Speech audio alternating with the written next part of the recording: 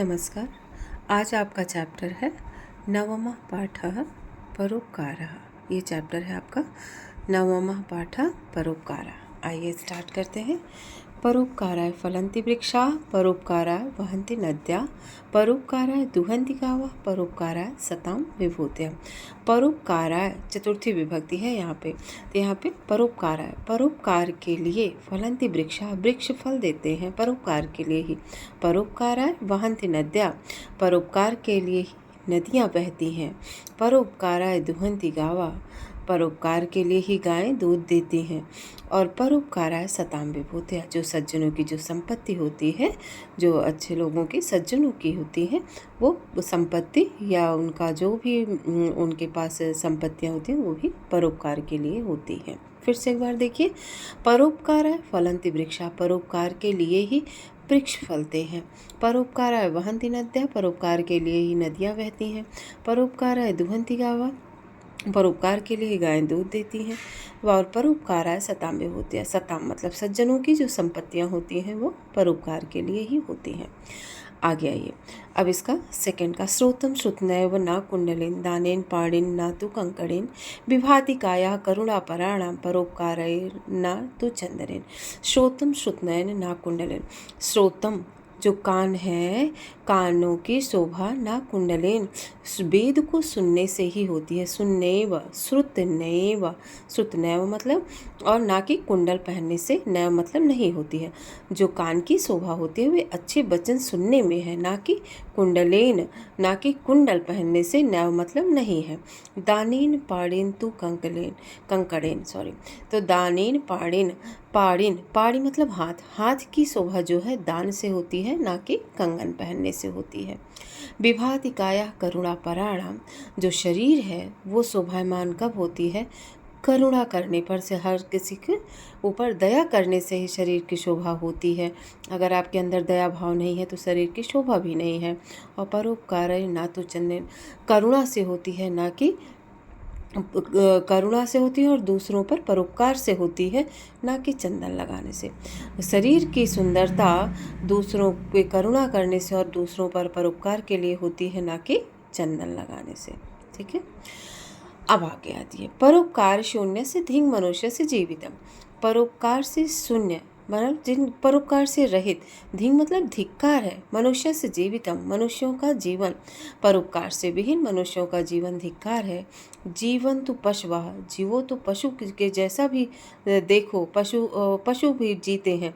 येषाम चर्मापि उपकरिष्यन्ति, पशु भी जिए। येषाम चर्मापि उपकरिष्यन्ति, जिनके चमड़े भी उपकार करेंगे, मतलब चर्मा अपि उपकरिष्यति करेंगे।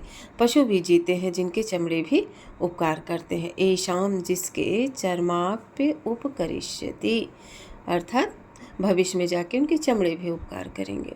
ठीक है, जीवो तो जीवंतु पशुआ, पशु लोग जीते हैं, मतलब ऐसे पशु लोगों का जीवन जीवन होता है। पशुआ जीवंतु, पशुओं का भी जीवन जीवन होता है। फिर से देखिए, पशुओं का भी जीवन जीवंतु जीते हैं।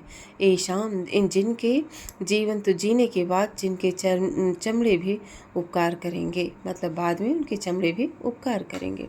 भवन्ति नम्र स्तर्वा फलोद्गमयी, भवन्ति नम्र स्तर्वा, नम्र मतलब झुक जाते हैं, विनम्र हो जाते हैं। तरवा मतलब वृक्ष, भवन्ति मतलब हो जाते हैं। फलोद आगमयी, नए फल आ जाने पर वृक्ष भी, तरवा मतलब वृक्ष भी झुक जाते हैं।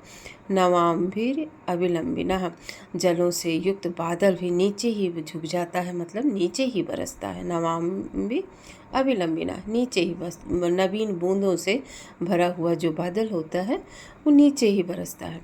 अनुद्यताम सत्पुरुषाम, अनुद्यताम सत्पुरुषाम, अनुद्यताम सत्पुरुषाम, घमंड से रहित जो सत्पुरुष हैं उनकी समृद्धि और से स्वभाव से ही एवैश परोपकारिणाम, स्वभाव से ही परोपकारी होते हैं। घमंड से रहित सज्जन पुरुषों की जो संपत्ति होती है, समृद्धि, संपत्ति और स्वभाव भी परोपकारिणाम ही, परोपकारियों जैसी ही होती है, जो सज्जन होते हैं। और जैसे फल भी होते हैं तो झुक जाते हैं, मतलब नवाम्य, दूसरों के सामने विनम्र बन जाते हैं। अगर आपके पास योग्यता है, संपत्ति है, तो उसको प्राउडनेस नहीं फील करना है, बल्कि विनम्रता का स्वभाव लाना है। ये हमें कौन सिखाता है? हमारी प्रकृति सिखाती है।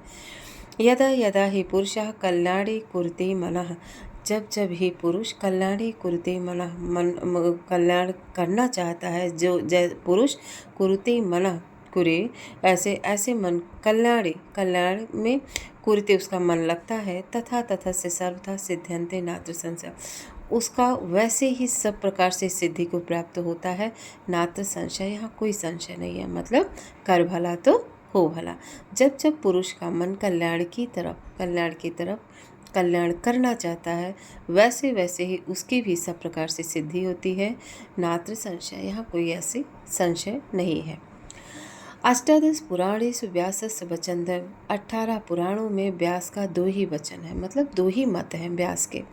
कौन? महर्षि व्यास के केवल 2 वचन हैं। वचन वो कौन से मोस्ट इम्पॉर्टेंट वचन हैं जो पुराणों में सबसे मेन माने गए हैं? परोपकारः पुण्याय, पापाय परपीडनम्। पुण्य करना, परोपकार दूसरों पर परोपकार करना ही पुण्य है, और दूसरों को दुख पहुंचाना ही पाप है। सीधा और सिंपल सा बताया गया है कि दूसरों की भलाई करना पुण्य है और दूसरों को पीड़ा पहुंचाना पाप होता है। धन्यवाद।